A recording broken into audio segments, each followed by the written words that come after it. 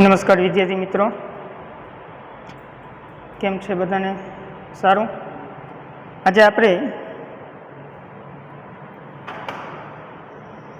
Standard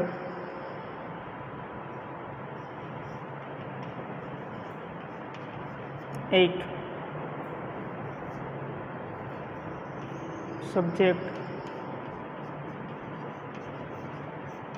ઇંગ્લિશની અંદર આપણે જે ટોપિક ચાલી રહ્યો હતો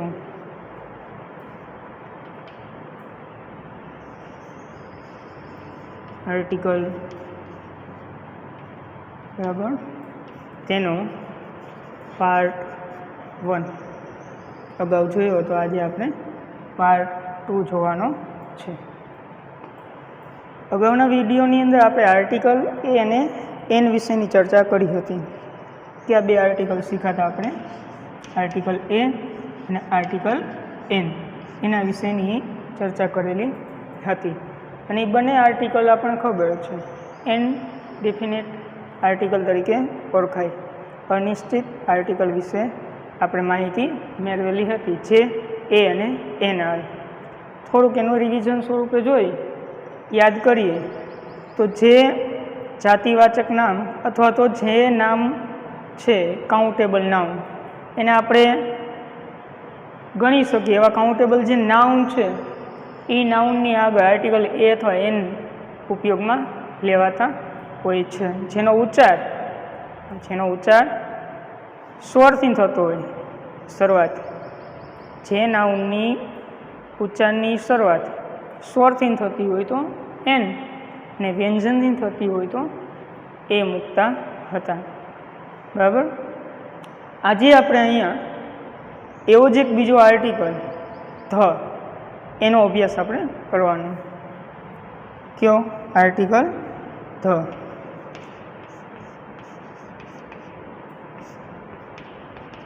આર્ટિકલ ધ. હવે તમે એમ કહેશો સર ગુરુજી કે ધ, તેનો ઉચ્ચાર કેટલીક વખત આપણે ધ કરીએ છીએ અને કેટલીક વખત ધી કરીએ છીએ. તો વિડીયોમાં આપણે આગળ જોશું કે ક્યારે ધ ઉચ્ચાર થાય અને ક્યારે ધી ઉચ્ચાર થાય, એ પણ આપણે જોશું. એટલે ધ છે એ એક ડેફિનેટ આર્ટિકલ જેમાં છે એને કહેવાય. આને પણ જેમાં અચોક્કસ અથવા અનિશ્ચિત આર્ટિકલ હતો એવી રીતના આને નિશ્ચિત આર્ટિકલ તરીકે ઓળખવામાં આવે છે.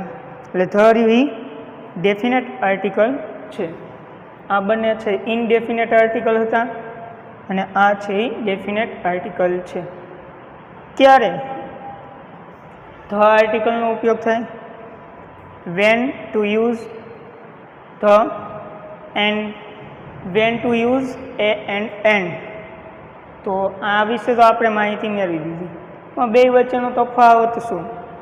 તો સામાન્ય રીતે જ્યારે આપણે કોઈ વ્યક્તિ, વસ્તુ કે પ્રાણીની ચર્ચા કરીએ, વાત કરીએ છીએ, પણ એના વિશે આપણે કાંઈ માહિતી ધરાવતા નથી, આપણે એના વિશે કાંઈ જાણકારી નથી, ત્યારે આર્ટિકલ એ અથવા એનનો ઉપયોગ થતો હોય.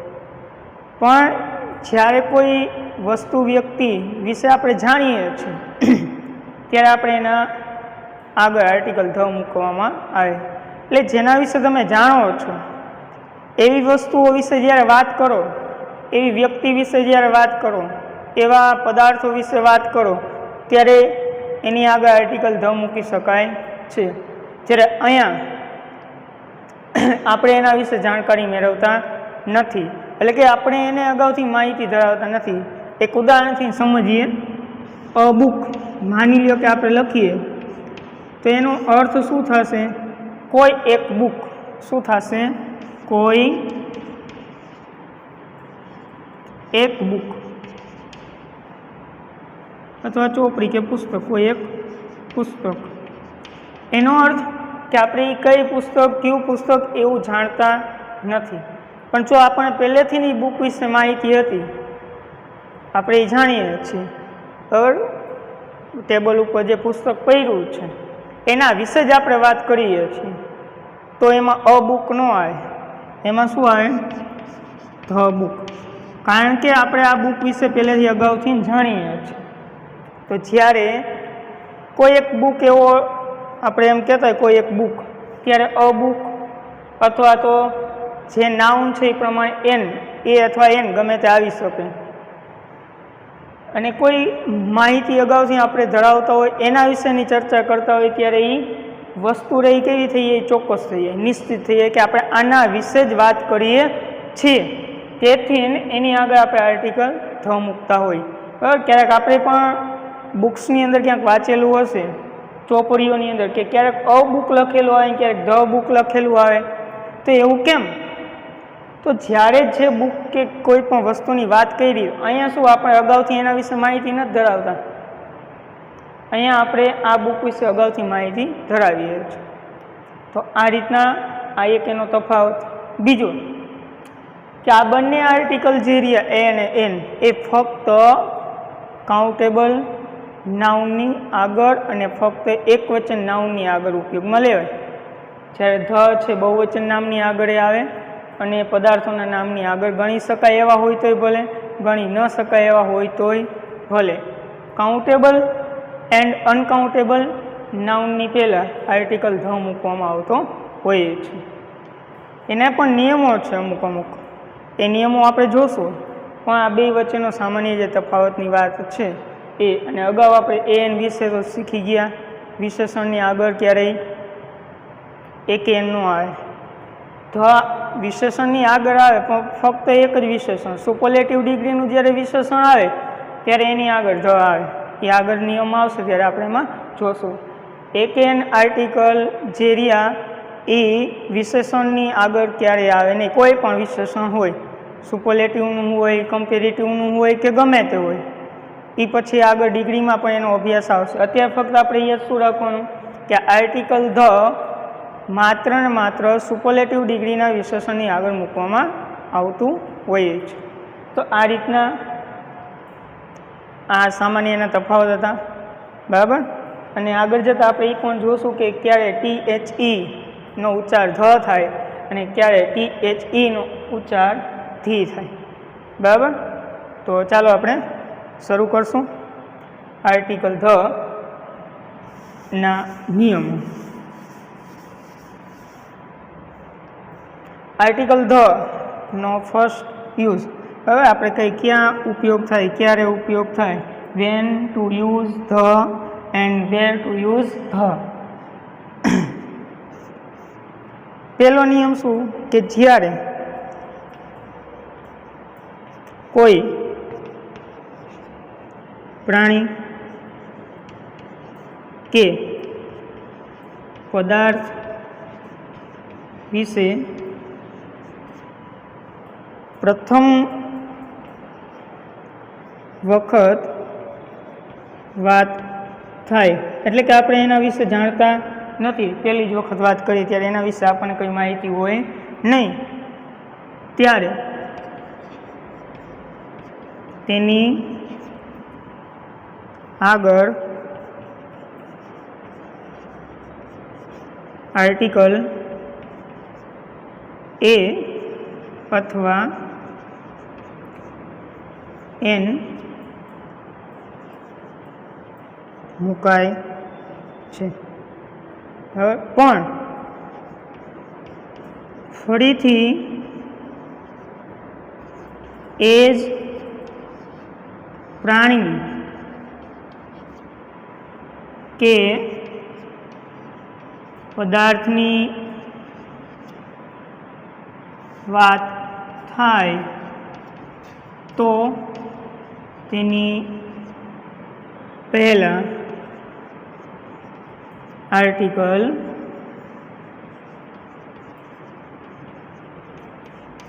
ધ મુકાય. ફરી એક વખત કે જ્યારે તમે કોઈ પ્રાણી વિશે કે પદાર્થ વિશે વાત કરો સૌ પ્રથમ વખત કે જેના વિશે તમને એની કોઈ માહિતી નથી, તો એ નામની આગળ જો એ કાઉન્ટેબલ હોય, એકવચન હોય અને વ્યંજનથી ઉચ્ચાર થતો હોય, પ્રથમ અક્ષર વ્યંજન હોય તો એ આવે, અને જો સ્વરથી થતો હોય તો એન આવે. પણ એના એ વસ્તુની ફરીથી આપણે બીજી વખત વાત કરીએ તો એ વસ્તુ પછી કેવી થઈ જાય? નિશ્ચિત. અને તેની આગળ શું આવે? ધ. એક્ઝામ્પલ જોઈએ એટલે સમજાશે.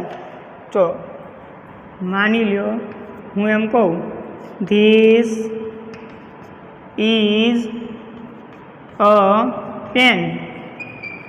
એ પ્રથમ વખત આપણે વાત કરી, આ પેન છે તો એ પેનની વાત કરી પ્રથમ વખત, તો એની આગળ આર્ટિકલ આપણે શું મૂક્યો? એ. હવે આના પેનની વાત આગળ કરું તો શું થશે? The pen is blue. The pen is blue. તો અહીંયા આપણે જોઈ તો પેનની પહેલી વખત વાત કરી તો એની આગળ આપણે આર્ટિકલ શું આવ્યો? એ. આગળ હવે એની વાત કરીએ તો એ નિશ્ચિત થઈ ગયું એટલે એની આગળ ધ મૂકવામાં આવે. એટલે પ્રથમ વખત જ્યારે કોઈ પદાર્થ હોય કે પ્રાણી વિશે વાત કરીએ તો તેની આગળ આર્ટિકલ ધ મુકાય, અને એને એ વસ્તુની બીજી વખત ફરીથી વાત કરવામાં આવે તો એ વસ્તુ રહી નિશ્ચિત થઈ જાય. તેથી આપણે તેની આગળ શું મૂકશું? ધ. એવી રીતના જે એક ઉદાહરણ જોઈ, This is an apple. The apple is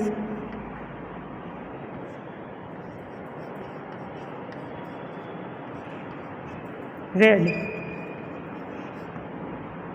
બરાબર, અહીંયા આપણે જોઈ This is an apple. The apple is red.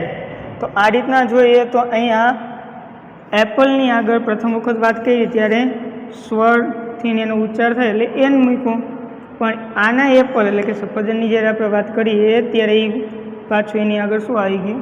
The. એવી રીતના આપણે બુકમાં જોયું હતું. તો આ રીતના આપણે જોઈએ તો જ્યારે પણ કોઈ પણ વસ્તુ કે પ્રાણી કે પદાર્થ વિશે પ્રથમ વખત વાત કરવામાં આવે અને એ જો નાઉન કેવું હોય, એકવચન અને કાઉન્ટેબલ, તો એની આગળ આર્ટિકલ એ કે એન પ્રથમ વખત આવે. પણ એના એ વસ્તુની ફરીથી વાત કરવામાં આવે તો તેની આગળ આર્ટિકલ ધ મુકાય છે. પહેલો નિયમ કમ્પ્લેટ. બરાબર. સાથે સાથે આ બોર્ડ વર્ક કર્યું તમારે પાકી બુકની અંદર લખતું પણ રહેવું. જરૂર પડે તો શું કરે? સ્ક્રીનશોટ પાડી લેવાય અને પછી તમારે લખી લેવાય. બરાબર. આ પહેલો નિયમ. સ્ક્રીનશોટ પાડો હોય તો પાડી લ્યો, હું તો ભૂસી નાખી શકે પાછું. બરાબર.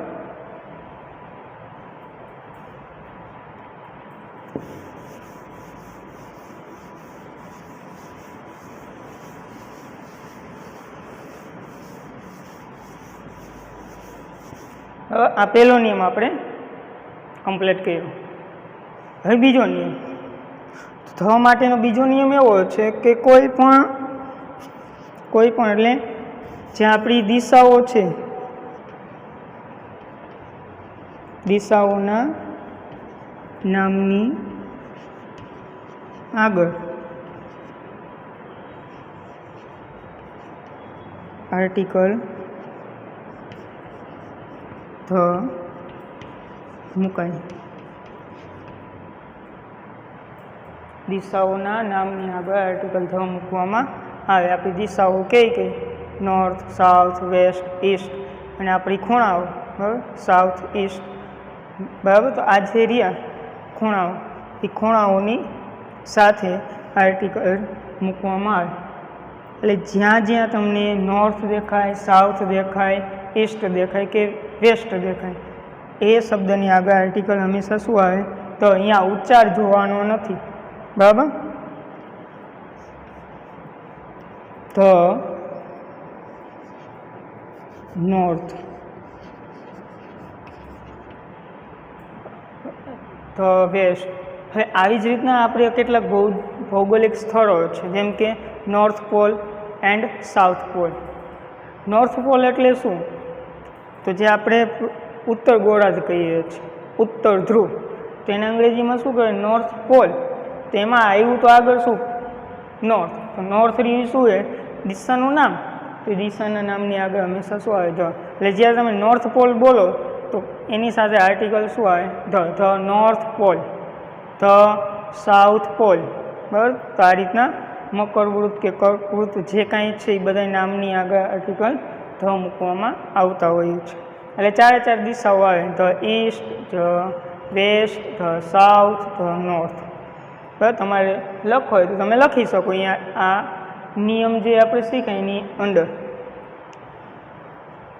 હવે આ બીજો નિયમ, બરાબર. ત્યાર પછીનો આપણો જે નિયમ છે ત્રીજો, વર્તમાન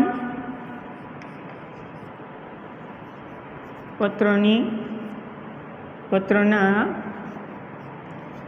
નામની આગળ આર્ટિકલ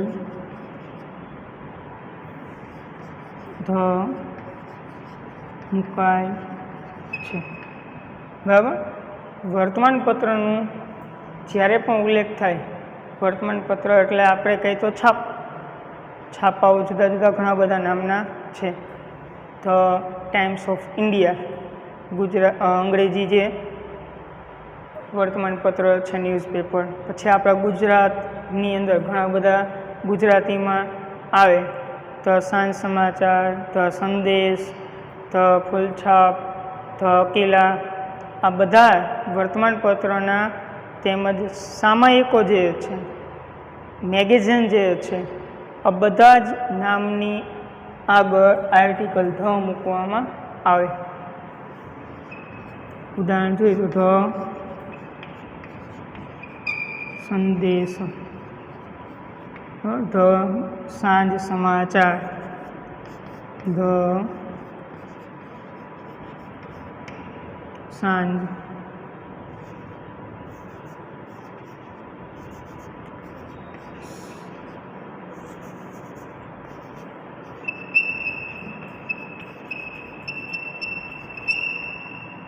સમાચાર. આ રીતના જે કાંઈ નામ છે, એટલે કે વર્તમાનપત્રના જે સંજ્ઞાઓ છે, નામ છે, એ દરેકે દરેક સંજ્ઞાઓ કે નામની આગળ આપણો આર્ટિકલ ધ મુકાય. ફરી એક વખત કોઈ પણ વર્તમાનપત્રની આગળ એટલે કે એના નામની આગળ આર્ટિકલ ધ મુકાય છે, બરાબર.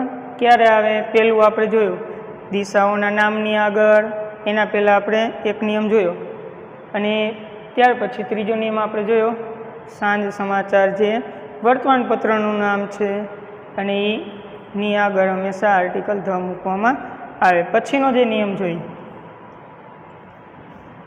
ચોથો, નદી, સાગર, સમુદ્ર, બરાબર, ખાડીઓ, નાળાઓ વગેરે ના નામની આગળ આર્ટિકલ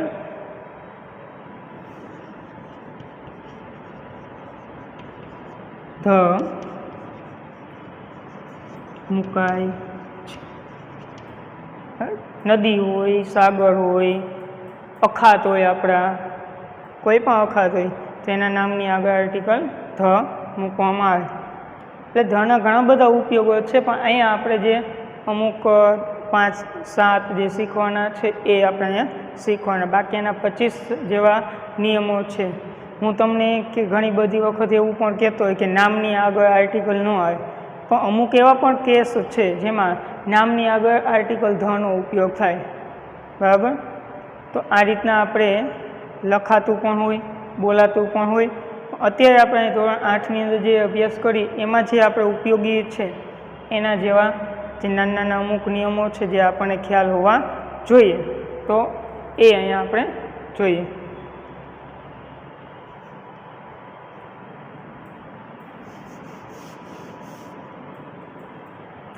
તો હવે નદી, તો આપણે મચ્છુ નદી, તો મચ્છુ, ધ ગંગા,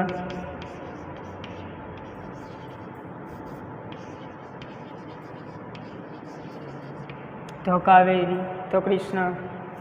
તો આ બધી જે નદીઓ છે, કોઈ પણ નદીઓના નામ જે છે એ દરેક નદીઓના નામની આગળ આર્ટિકલ ધ મૂકવાનો રે.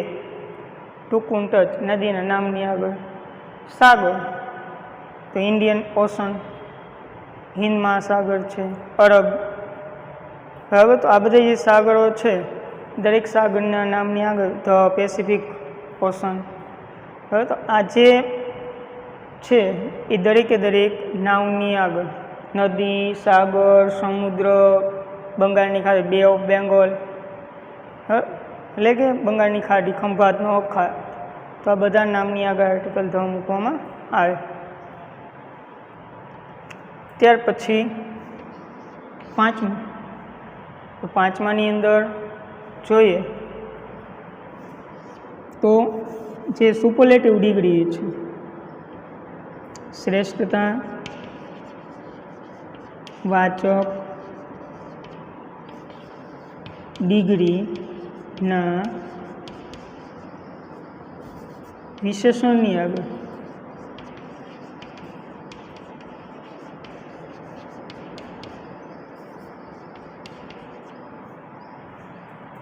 વિશેષણની આગળ શું આવે? આર્ટિકલ તો મુકાય. જો અત્યાર સુધી હું બધે શું લખતો હતો? નામની આગળ, નામની આગળ, નામની આગળ. અહીંયા શું ઉલ્લેખ કર્યો ખાસ? વિશેષણની આગળ. કેમ કે આ વિશેષણ માટે આર્ટિકલની અંદર ફક્ત આર્ટિકલ ધ એવું છે જે વિશેષણની આગળ આવે, અને એમાંય વિશેષણમાં કેવું વિશેષણ? તો શ્રેષ્ઠતાવાચક, જેને સુપરલેટિવ ડિગ્રી કહેવામાં આવે. સુપરલેટિવ ડિગ્રીનું જે વિશેષણ હોય એવા વિશેષણની આગળ આર્ટિકલ ધ લાગે. હવે તમને એવું થાય કે સુપરલેટિવ ડિગ્રી, તો તમે ધોરણ 7ની અંદર 2 ડિગ્રીનો અભ્યાસ કરી ચૂક્યા છો, પોઝિટિવ ડિગ્રી અને કમ્પેરેટિવ ડિગ્રી. એક ત્રીજી ડિગ્રી પણ આવે, સુપરલેટિવ ડિગ્રી. જેમ તમે સુપરલેટિવ ડિગ્રીમાંથી કમ્પેરેટિવ ડિગ્રીમાં રૂપાંતર કરવા માટે વિશેષણને ER પ્રત્યે લગાડતા હતા. જેમ કે ટોલ હોય તો એનું તમે શું કરતા હતા? ટોલર. બરાબર, તો આ રીતના હજી એક બીજું આવે જેનું શું થાય? ટોલેસ્ટ. બરાબર, તો આ જે ટોલેસ્ટ રહ્યું તો એની આગળ હંમેશા ધ આવે. એ જે વિશેષણ હોય જેમાં તમે ER લગાડતા હતા, એવી જ રીતના સુપરલેટિવ ડિગ્રીનું તમે જ્યારે વિશેષણ બનાવો ત્યારે એની પાછળ શું લાગે? EST. એટલે જે વિશેષણના અંતે EST લાગેલું હોય એવું વિશેષણ કેનું કહેવાય? શ્રેષ્ઠતાવાચક ડિગ્રીનું વિશેષણ કહેવાય, સુપરલેટિવ ડિગ્રીનું વિશેષણ કહેવાય. એટલે એની આગળ શું આવે? Article the. બરાબર, ધ ક્લેવરેસ્ટ. ક્લેવર હોય તો એનું શું થાય? The cleverest. તો એનું ઉદાહરણ આપણે જોઈએ તો આ રીતના આપણે હોય ધ લોંગેસ્ટ, પાછળ લગભગ શું આવશે? EST. ધ ક્લેવરેસ્ટ, અથવા તો ધ મોસ્ટ હોય, ધ મોસ્ટ. કેમ કે જેને EST કે ER ન લાગે એને શું લાગે? મોસ્ટ. The most beautiful.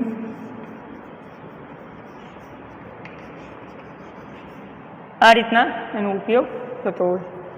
તો આ નિયમ શું? વિશેષણની આગળ, અને એ પણ કેવું? ખાલી આવું આપ્યું હોય ટોલ તો એની આગળ ધ આવે? ન આવે. ટોલર આપ્યું હોય તો એની આગળ ધ ન આવે. ફક્ત ને ફક્ત આવું આપ્યું હોય તો. બરાબર, આ ધનો ઉપયોગ એક શ્રેષ્ઠતાવાચક ડિગ્રી. ત્યાર પછી ક્રમવાચક જે વિશેષણ છે, હવે તમને એમ થાય વળી પાછું વિશેષણ, તો ક્રમવાચક વિશેષણ કેવું? ખાસ જોવાનું.